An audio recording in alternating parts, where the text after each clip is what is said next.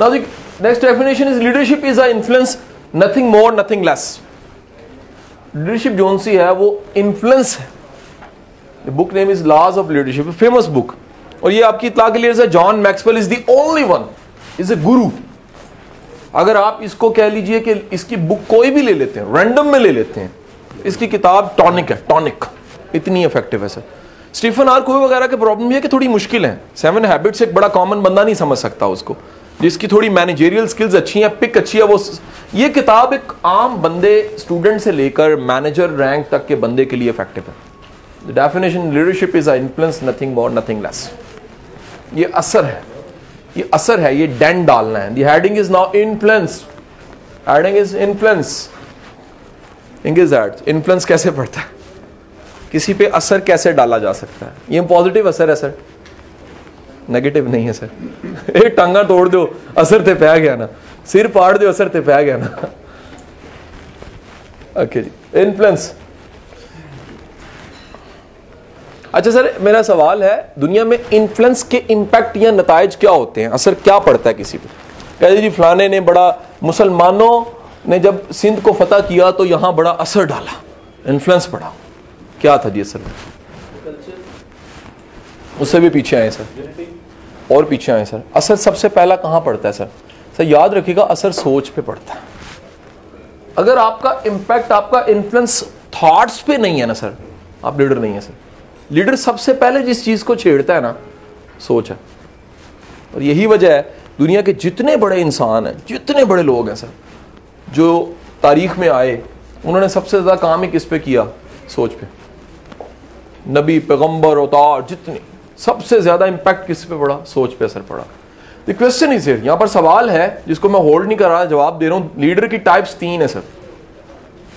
अब लीडर का पता लग गया, लीडर तो असर डालता है, सोच पे असर डालता है। लीडर वो है सर जो पैदाइशी है, और जॉन मैक्सवेल ये खुद मानता है कि दुनिया के जितने लीडर पैदाइशी हैं, ज्यादातर नबी, रसूल, पैगंबर होते हैं, ये इनके बर्थ लीडर होते हैं। दूसरा कह रहा है लीडर वो हैं जो किसी प्रोसेस से लीडर बनते हैं, कोई ऐसा अमल होता है कॉन्शियसली अनकॉन्शियसली जिससे निकल के बाहर निकलते हैं तो लीडर बन चुके होते हैं। एंड द थर्ड वन, वो कहते हैं जी ये वो लीडर है जो सिचुएशनल लीडर हैं, इन्हें मोटिवेशन कहीं से मिलती है, ये लर्न करते हैं तो लीडर बनते हैं। और ट्रेनिंग को हम तीसरे कैटेगरी में ले लेते हैं सर, क्योंकि इसमें विरासती या क्या लीजिए वदियत शुदा लीडरशिप नहीं है। इसमें हम मोटिवेशन लेते हैं, कोई कंसेप्ट लेते हैं, कोई आइडिया लेते हैं, और लीडरशिप लर्न करके फिर इंप्लीमेंट उस पर करते हैं। सो अगर आप सोच पे असर डालने लग पड़े हैं तो यू आर अ लीडर। सोच पे असर डालना। अब मेरा एक सवाल है यहां पर, सोच पे असर कैसे डाला जा सकता है? सोच को मुतासिर क्या चीज करती? किसी की सोच को, यानी आपकी टीम है और आपकी टीम की सोच बदलने लग पड़ी है सर।